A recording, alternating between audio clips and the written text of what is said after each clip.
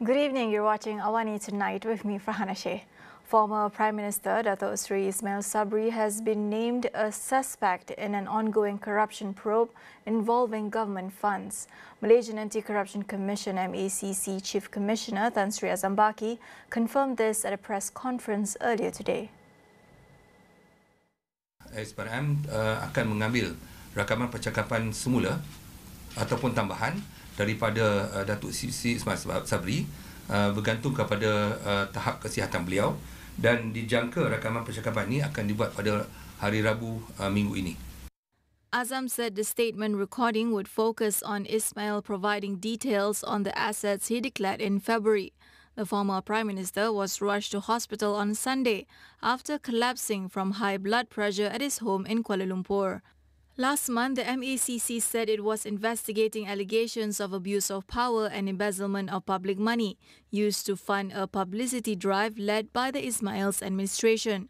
This led to the arrest of 4 senior officials serving under his tenure.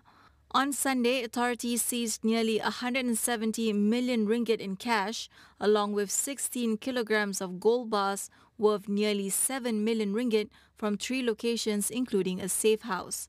The seized cash included foreign currencies like the Thai baht, Saudi rial, British pound, Korean won, euro and Chinese yuan.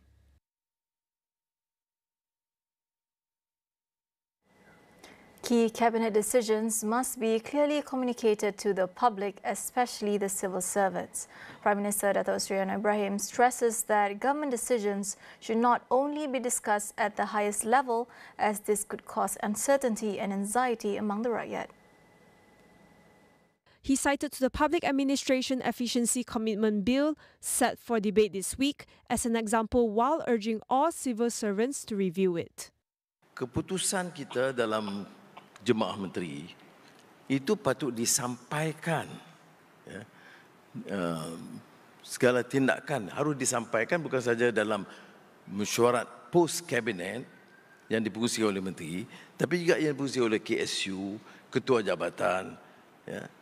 Tidak hanya terikat dengan urusan jabatan mereka sahaja, tetapi seperti mana iltizam perkhidmatan.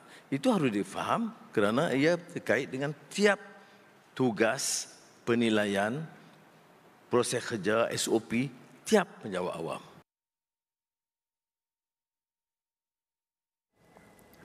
The healthcare sector is facing a nursing shortage, with over 1,754 nurses resigning in the past 5 years. Deputy Health Minister Dato' Lukanis Manawang Sauni reveals in Parliament that placement issues remain one of the biggest challenges.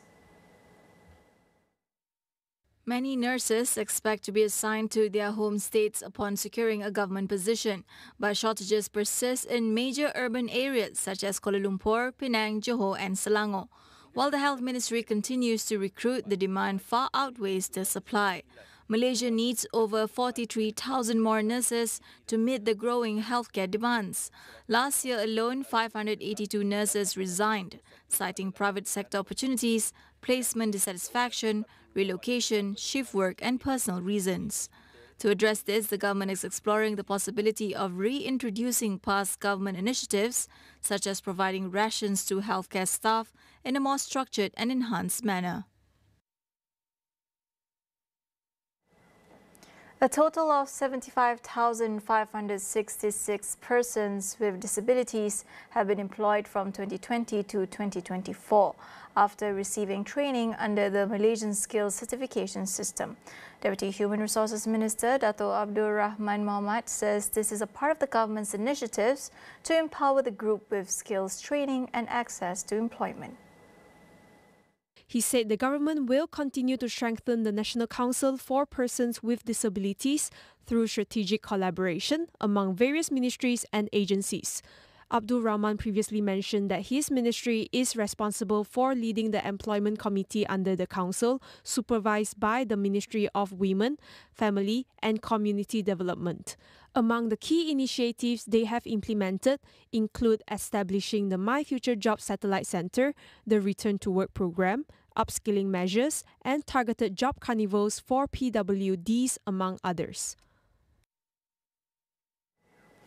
In other news, the Communications Ministry will set up a new platform for social media users to file an appeal if their social media posts are taken down. Deputy Minister Teo Ni Ching says the platform would allow anyone whose content has been taken down to file a complaint with a tribunal to defend why their posts should not have been removed. She noted that most online content removed by authorities was linked to online gambling, which accounted for over 63% of cases, followed by scams at 21%. Meanwhile, Niching also informed that as of February 25th, WeChat, TikTok and Telegram have obtained an application service provider class license. Meta, which operates Facebook, Instagram and WhatsApp, is in the process of applying and has been allowed to continue operations in the meantime, while X and YouTube have yet to submit their applications. The government mandates all social media and messaging services with at least 8 million registered users in Malaysia to apply for the license beginning January 1st this year. Malaysia is expanding the use of QR codes for immigration clearance at the Johor-Singapore border to ease congestion. After its success for bus passengers and motorcyclists, the system will now include car users this year. Deputy Prime Minister Datuk Sri Fadilah Yusof says the system reduces clearance time to just 3 seconds, improving efficiency at one of the world's busiest land crossings. Home Minister Datuk Sri Saifuddin Nasution Ismail highlighted the efficiency of the system, revealing that the number of motorcycles passing through an immigration lane has increased from 90 to 150 within 15 minutes since the implementation of the QR code scanning. With this success, the government is now turning its attention to private vehicles, which remain one of the most affected groups. Beyond Johor, the committee is also considering similar solutions at other key entry points, including Rantau Panjang, Sadau, Bukit Kayu Hitam, Padang Besar and major airports such as Kelah A, Penang, Kota Kinabalu and Kuching. Meanwhile, the Johor Bahru Singapore RTS link remains on track for completion by December 31st, 2026, expected to carry up to 20,000 passengers per hour. As Malaysia prepares for ASEAN 2025 and Visit Malaysia Year 2026, these upgrades aim to enhance connectivity and ease travel. We'll go for a quick break. Stay tuned for more.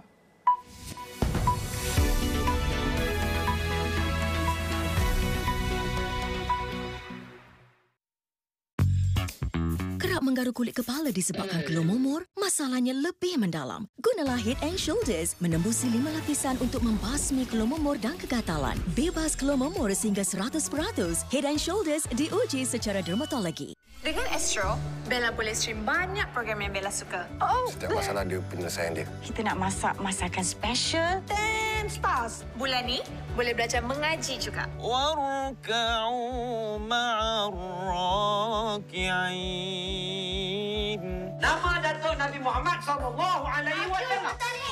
Stream Johor On Demand. TV, mobile, tablet, semua boleh.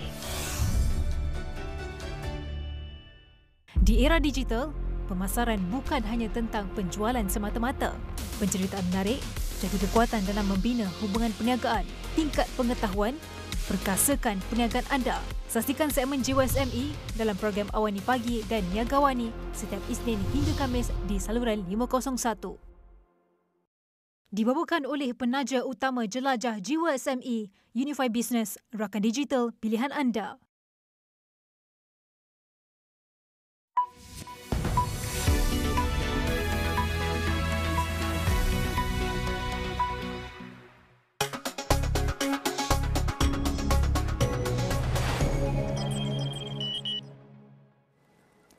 Thailand is considering building a wall along part of its border with Cambodia as part of its effort to curb illegal crossings and tackle the growing problem of human trafficking linked to illicit scam centers.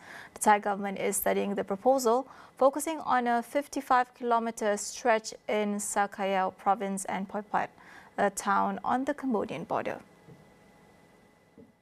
The scam centers are known for carrying out massive financial fraud operations where individuals are lured with promises of jobs only to be trafficked and forced to participate in illegal activities.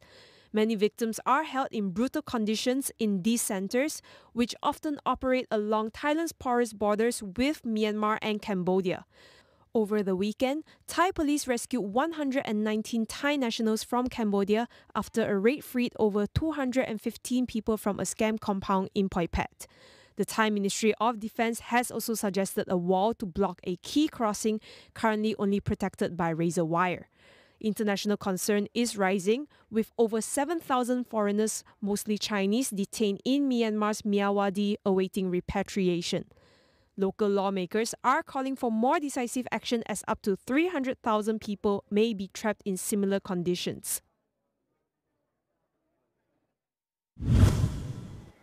France and UK are proposing a one-month truce in Ukraine, covering air, sea and energy infrastructure attacks. French President Emmanuel Macron adds that any deployment of European peacekeeping forces will take place in a later phases. The truce is unlikely to over the front lines as it would be too difficult to monitor. Macron also suggested for European countries to increase their defence spending to between 3 to 3.5% of their total GDP. His statement comes after European leaders gathered for a special summit on Ukraine in London over the weekend.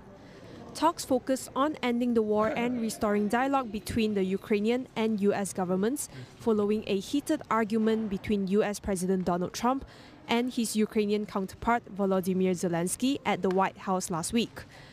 European leaders had previously been sidelined from talks between the US and Russia, raising concerns that neither the EU nor Kiev will have a direct role in negotiating for a ceasefire.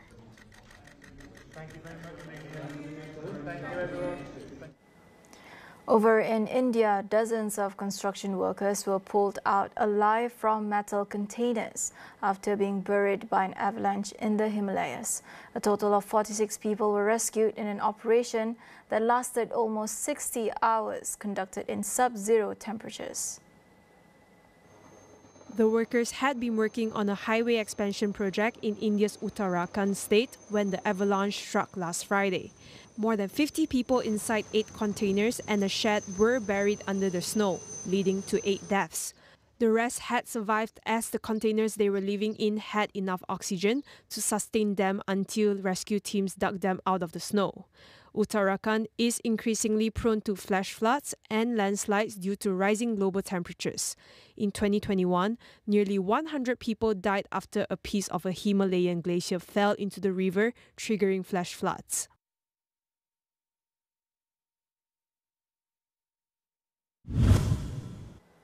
Independent film Anora took home the trophy for Best Picture at the 97th Academy Awards, winning 5 Oscars in total, including Best Director for Sean Baker. Baker made history as the first person to personally win 4 Academy Awards for a single film directing, editing, writing and producing Anora. Top acting prizes went to Adrian Brody, who won Best Actor for Jewish Immigrant Story, The Brutalist, and Mikey Madison for Best Actress in Anora. Winning the supporting categories were Zoe Saldana for Emilia Perez and Kieran Culkin for A Real Pain. Despite leading the nominations with 13 nods, Emilia Perez ended the night with 2 wins, with the other being Best Original Song. The Brutalist also earned Best Original Score and Best Cinematography.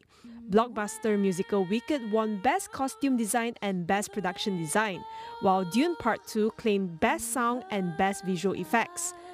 This year's Oscars also paid tribute to the city of Los Angeles in the wake of the wildfires that killed 29 people and destroyed thousands of homes earlier this year.